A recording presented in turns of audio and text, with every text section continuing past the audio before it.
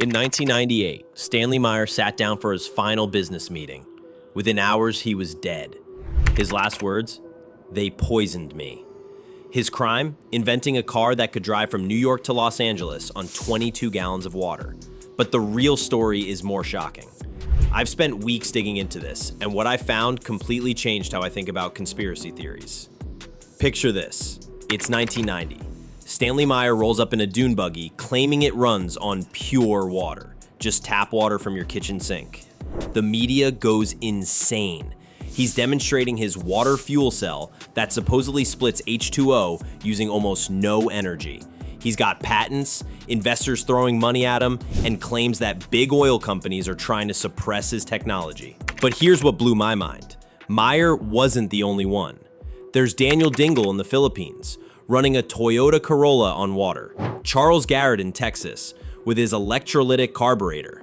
Even a Japanese company called Unpack claiming they cracked the code. Drop a if you know Stanley Meyer, and hit that like button because this gets wild. Let me break down the science behind Meyer's claims. Understanding this will make you question everything you hear about revolutionary energy technologies. Meyer claimed he invented a water fuel cell, two stainless steel plates that could break apart water molecules using electrical frequencies. Here's the key principle.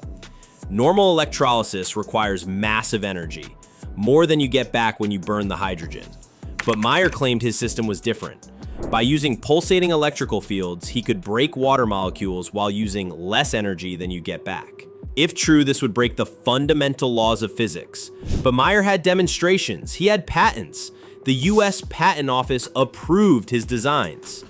Here's what most people don't realize.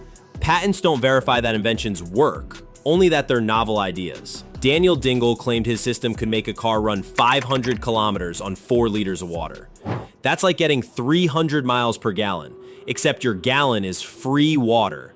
Major corporations invested hundreds of thousands of dollars. But when these inventors were tested by real scientists, what happened next will shock you. In 1996, Stanley Meyer was taken to court by his own investors. 3 expert witnesses examined his device and concluded it was simply using conventional electrolysis. Nothing special. The court found Meyer guilty of gross and egregious fraud and ordered him to pay back $25,000. Dingel? Even worse. In 2008, he was convicted of fraud and sentenced to 20 years in prison for scamming Formosa Plastics Group out of $400,000. When scientists tried to independently test these devices, the inventors became evasive. Meyer refused proper testing. Big claims, media attention, investor money, but when verification time came, crickets. Here's the scientific explanation that'll change how you think about energy. Water is like ash left over from a fire. You can't burn ash to make more fire, right? Same principle. Water is what you get after hydrogen burn. It's the waste product, not fuel. To split water into hydrogen and oxygen, you need exactly the same energy that was released when they combine. It's like unbreaking an egg. You can do it, but it takes way more energy than you get back. Even with perfect technology, you break even. In reality, every step loses energy to heat and inefficiency. You always get less energy out than you put in. This is the first law of thermodynamics, one of science's most fundamental principles. This isn't just theory. It's been tested millions of times. Every power plant, every battery, every engine follows these rules. So what really happened to Stanley Meyer? The conspiracy theory. Meyer dies suddenly after meeting Belgian investors. His brother claims Meyer said, "They poisoned me." Very suspicious, right? Comment if you think he was murdered or if you think it was natural causes. Here's what actually happened. Stanley Meyer died of a cerebral aneurysm. He was 57 with documented high blood pressure. Classic risk factors for sudden death. The toxicology report found no poison, 0. Philippe Van de Mortely, one of those Belgian investors, has gone on record saying he considered Meyer a friend and has no idea where assassination rumors came from. But here's the real smoking gun. Meyer's patents expired years ago. They're public domain. If this technology worked, why hasn't any car manufacturer implemented it? Toyota, Tesla, BMW could use these patents free right now. Nobody has touched this revolutionary technology in over 20 years. That tells you everything. What about real hydrogen cars? Hydrogen cars do exist. The Toyota Mirai and Hyundai Nexo are real vehicles you can buy today. But here's the crucial difference. They don't extract energy from water. They use hydrogen that was already separated from water using electricity. Real hydrogen cars use pre-made hydrogen fuel, while water car scammers claim they could magically create energy from nothing. It's the difference between using a charged battery versus claiming you can charge a battery by using it. Comment learned if this taught you something new, or knew it if you suspected these were scams. Here's why these theories persist. They offer hope during tough times. Free energy sounds amazing when you're struggling with bills. Plus, believing you have special knowledge gives you a sense of power and community. Drop cow if you're convinced by science, or pow if you're still skeptical. The future won't come from magic water cars, but from working with physics, not against it. We're seeing incredible advances in solar panels, batteries, and legitimate hydrogen technology. If you want more myth-busting content where I dive deep into the science behind viral conspiracy theories, smash that subscribe button. We're covering free energy machines, anti-gravity devices, and other suppressed technologies next. Hit like if you made it this far, and I'll see you in the next one about perpetual motion machines.